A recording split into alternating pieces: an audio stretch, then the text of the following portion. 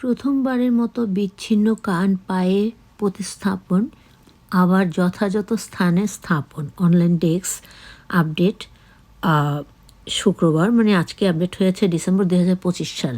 আসসালামু আলাইকুম রহমতুল্লাহি ওবারাকাতুহু। আমরা বরাবরের মতো প্রথমে সংবাদ শিরোনাম শুনে নিলাম। এবার আমরা বিস্তারিত অবাককর একটি খবরে চলে যাব। চিকিৎসা বিজ্ঞানের ইতিহাসে এক অনন্য দৃষ্টান্ত স্থাপন করেছেন চীনের শল্য চিকিৎসকরা। এক নারীর দুর্ঘটনায় বিচ্ছিন্ন হয়ে যাওয়া কান প্রথমে তার পায়ে প্রতিস্থাপন করে সংরক্ষণ করা হয়। পরে দীর্ঘ চিকিৎসা পুনরুদ্ধার প্রক্রিয়া শেষে সেই কান আবারও সফলভাবে যথাস্থানে, মানে কানের জায়গায় ফিরিয়ে আনা হয়েছে। বিশ্বের প্রথম এমন অস্ত্রোপচারের কথা জানিয়েছে হংকং থেকে প্রকাশিত ইংরেজি দৈনিক South China Morning Post. Medical news platform মেডজে জানায়, চলতি বছরের এপ্রিলে কর্মক্ষেত্রে ঘটে যাওয়া এক দুর্ঘটনায় ওই নারীর কান সম্পূর্ণভাবে শরীর থেকে বিচ্ছিন্ন হয়ে যায়। একই সঙ্গে তার মাথার খুলির চামড়ার বড় একটি অংশ ছিঁড়ে যায়।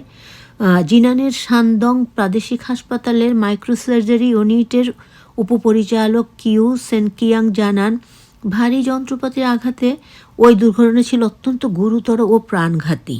এতে মাথার চামড়া, ঘাড় ও মুখের চামড়া একাধিক খণ্ডে বিভক্ত হয়ে পড়ে এবং কানটি মাথার চামড়াসহ পুরোপুরি বিচ্ছিন্ন হয়।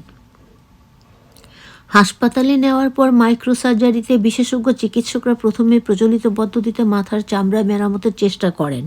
তবে দুর্ঘটনার কারণে টিস্যু রক্তনালীর জালিকা মারাত্মকভাবে ক্ষতিগ্রস্ত হয়, সেই চেষ্টা ব্যর্থ হয়।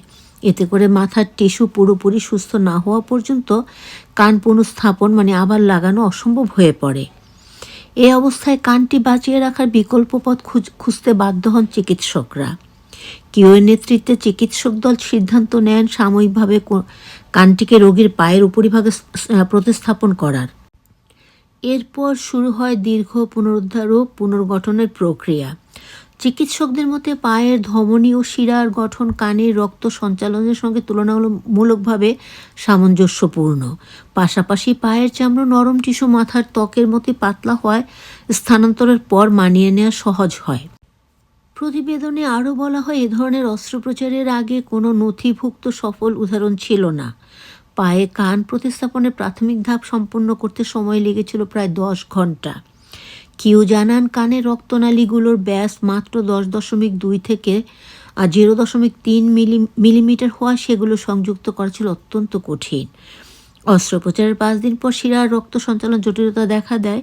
কানটি কালচে বেগুনি রং ধারণ করলে চিকিৎসকরা একাধিকবার রক্তক্ষরণ করানোর জটিল কৌশল প্রয়োগ করেন। 5 দিনের মধ্যে প্রায় 500 বার এই প্রক্রিয়া চালাতে হয়। এ সময়ের মধ্যে রোগীর পেট থেকে চামড়া নিয়ে মাথার খুলির ক্ষত সারিয়ে তোলা হয়। 5 মাসের বেশি সময় পর মাথা ও ঘাড়ের ত্বক সুস্থ হলে এবং পা ও কানের ক্ষত শুকিয়ে গেলে চিকিৎসকরা কানটিকে পুনরায়, মানে কানের জায়গা স্থাপনের সিদ্ধান্ত নেন। গত অক্টোবরে কিউয়ের নেতৃত্বে 6 ঘন্টা সফল অস্ত্রোপচারের মাধ্যমে কানটি ফের মাথা স্থাপন করা হয়। চিকিৎসকরা জানান, এই সাফল্য মাইক্রোসার্জারির ক্ষেত্রে বিশ্বজুড়ে নতুন সম্ভাবনার দ্বার খুলে দিয়েছে। সান ছদ্মনামের ওই রোগী বর্তমানে হাসপাতাল থেকে বাড়ি ফিরেছেন। তার মুখমণ্ডল ও টিস্যুর কার্যক্ষমতা অনেকটাই স্বাভাবিক। ভবিষ্যতে ভ্রু পুনর্গঠন ও পায়ের ক্ষতচিহ্ন কমাতে আরও কিছু ছোট অস্ত্রোপচার প্রয়োজন হতে পারে বলে জানিয়েছেন চিকিৎসকরা। Source south China Morning post. মানে অস্বাভাবিক একটি ঘটনা, কিন্তু আল্লাহর হুকুমে, ডাক্তারদের উসিলায় এটার একেবারে সফল অস্ত্রোপচার হয়েছে এবং তারা সফল হয়েছেন। বাকি সব কিছু আল্লাহ পাকের হাতে। জুম্মা মুবারক সবার জন্য। ছোট্ট এই খবরটি জুড়েছিলাম আমি তোমাদের আখি গ্যালারি। খবরটি শুনতে কেউ ভুল করবে না। অসম্ভব রকমের অস্বাভাবিক ঘটনাকে ডাক্তাররা নিজ চেষ্টায় স্বাভাবিক করে অস্ত্রোপচার চালিয়ে রোগীকে সুস্থ করে আল্লাহর রহমতে বরকতে বাড়ি ফিরিয়ে দিতে পেরেছেন আর কি। আল্লাহ হাফেজ।